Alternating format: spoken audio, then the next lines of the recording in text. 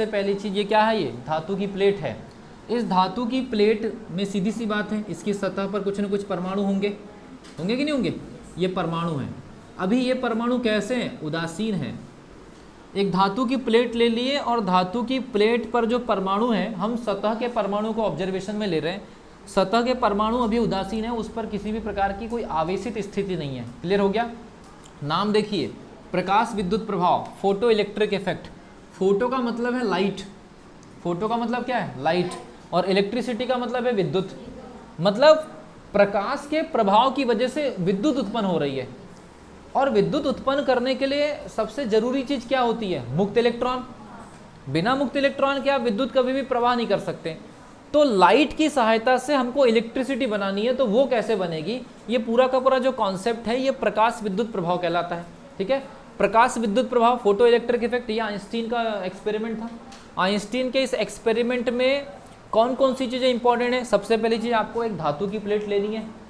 धातु की प्लेट पर ही तो आपको ज़्यादा से ज़्यादा मुक्त इलेक्ट्रॉन मिल सकते हैं, या ज़्यादा ही हुआ तो सेमीकंडक्टर मटेरियल्स या अर्धचालक मटेरियल्स, क्योंकि फोटो इलेक्ट्रिक इफेक्ट धातुओं पर तेजी से होता है और अर्धचालक पर धीरे धीरे होता है। इसलिए अर्धचालक में धाराएं हमको कम मात्रा में मिलती है, मिली एम्पियर, माइक्रो एम्पियर की रेंज में मिलती है। जबकि धातुओं में हमको कैसी धारा मिलती है, एम्पियर, 10 एम्पियर, 20 एम्पियर। सही है। सेमीकंडक्टर अर्धचालक जैसे सिलिकॉन, जर्मेनियम, हमको कैसी धारा मिलती है, 1 एम्पियर का 1000वां भाग, 1 एम्पियर का 10,000वां भाग। तो इस वजह से जो धातु की जो सतह होती है उस पर मुक्त इलेक्ट्रॉन ज़्यादा प्राप्त होते हैं।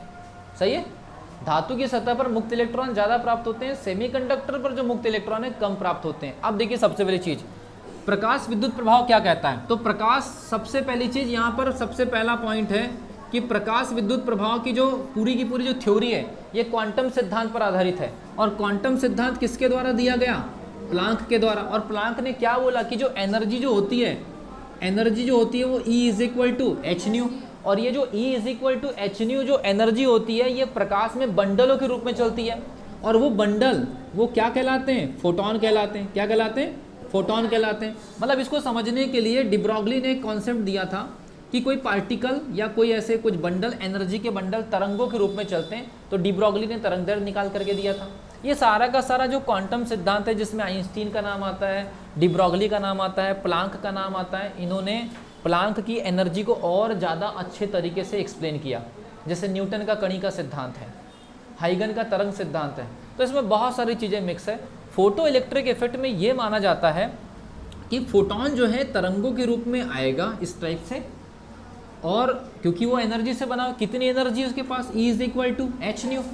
तो वो क्या काम करेगा, जब ये एनर्जी किसी मेटल की प्लेट पर पड़ेगी तो उसका जो जिस परमाणु से उसका कांटेक्ट होगा, जिस परमाणु से उसका कांटेक्ट होगा, अगर आप परमाणु संरचना आप जानते होंगे, नाभिक, उसके बाद कक्षा, तो बाहरी कक्षा के जो इलेक्ट्रॉन होंगे इस फोटॉन की रेंज में जो आया वो क्या हो जाएगा, मुक्त हो जाएगा। यहाँ पर सोचने वाली बात यह कि फोटॉन की एनर्जी E=hν जैसे यहाँ पर प्रवेश करती है सतह पर, तो उसकी एनर्जी परमाणु की कक्षा में या आउटर मोस्ट सेल के किसी इलेक्ट्रॉन को उत्सर्जित कर देती है। अब वो इलेक्ट्रॉन अगर उत्सर्जित हुआ तो अगर कोई भी परमाणु से इलेक्ट्रॉन उत्सर्जित होता है तो वो कहाँ जाएगा, उसकी सरफेस पर जाएगा। सरफेस पर ये इलेक्ट्रॉन अगर जाएगा तो हमारे लिए कैसा हो जाएगा, मुक्त इलेक्ट्रॉन हो जाएगा। लेकिन इस मुक्त इलेक्ट्रॉन से विद्युत धारा प्रवाहित होगी या नहीं होगी, ये दो बात पर डिपेंड करेगा। ये दो बात पर डिपेंड करेगा कि बाहर से एनर्जी कितनी आई और कितनी। देखो एनर्जी आई तो दो काम हुआ है, एनर्जी आई तो उसने एक भाग तो वहाँ से कक्षा से इलेक्ट्रॉन को मुक्त करने में लग गया, और दूसरा ये कि धारा अगर हमको फ्लो करवाना है तो उस एनर्जी का कुछ बचा वाला भाग गतिज ऊर्जा में कन्वर्ट होना चाहिए, तभी तो जाकर के इलेक्ट्रॉन फ्लो होंगे। अरे सही कि नहीं, मैंने आपको 100 रुपीज़ दिया और 100 रुपीज़ में आपने 70 रुपीज़ का पेट्रोल डला लिया और 30 रुपीज़ बचा करके किसी दूसरे काम में इस्तेमाल कर लिया।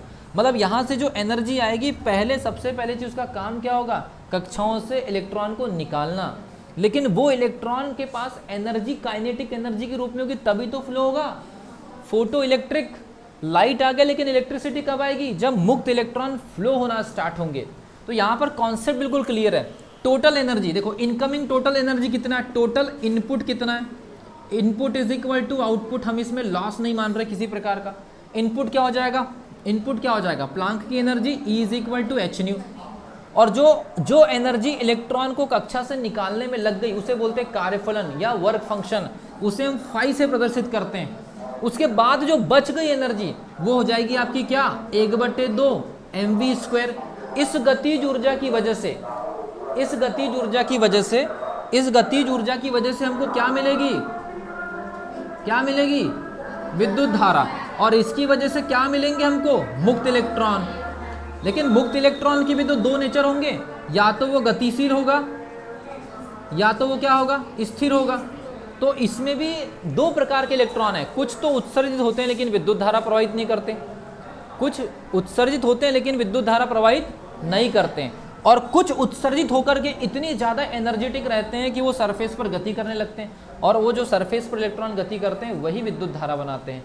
तो अब इसमें एक और कंडीशन है कि जैसे hν = φ, तो जो φ है कार्यफलन, ये कार्यफलन पर जो आवृत्ति रहेगी ना इलेक्ट्रॉन की, क्योंकि उसको भी क्या करना है, तरंगों के रूप में उत्सर्जित होना है। जब फोटो इलेक्ट्रिक इफेक्ट होता है तो बाहरी कक्षा से इलेक्ट्रॉन यूं ही नहीं निकलते, उनका भी क्या होता है, स्पॉन्टेनियस एमिशन होता है। क्या होता है, स्पॉन्टेनियस एमिशन, उत्सर्जन, स्वतः उत्सर्जन नहीं, बाहर से एनर्जी आई और उसको उत्सर्जित करा दी, तो वो भी तो तरंगों के रूप में उत्सर्जित होगा, तो उसकी भी अपनी एक आवृत्ति होगी, और उस आवृत्ति को हम ν0 से प्रदर्शित करते हैं। कैसे, ν0 से 1/2 mv²। तो 1/2 mv² = hν - hν0 या hν0 भी बोलते हैं, ठीक है भी। तो 1/2 mv² = hν - hν0, और ये ν0 जो है ना, ν0 इसको हम बोलते हैं देहली आवृत्ति। क्या बोलते हैं, देहली आवृत्ति। देहली आवृत्ति का मतलब होता है वो न्यूनतम आवृत्ति, देहली आवृत्ति का मतलब होता है वो न्यूनतम आवृत्ति जिस पर उत्सर्जित होने वाले इलेक्ट्रॉन के पास कोई भी गतिज ऊर्जा नहीं है। मतलब वो मिनिमम आवृत्ति जिस पर कोई भी गतिज ऊर्जा नहीं है। मतलब हमको अपने इलेक्ट्रॉन को कक्षा से उत्सर्जित कराते समय इतनी तो आवृत्ति रखनी ही पड़ेगी जो कि उसको बाद में गतिज ऊर्जा प्रदान करते हैं। हमने इलेक्ट्रॉन तो उत्सर्जित करा दिया, वो हमारा टारगेट नहीं था।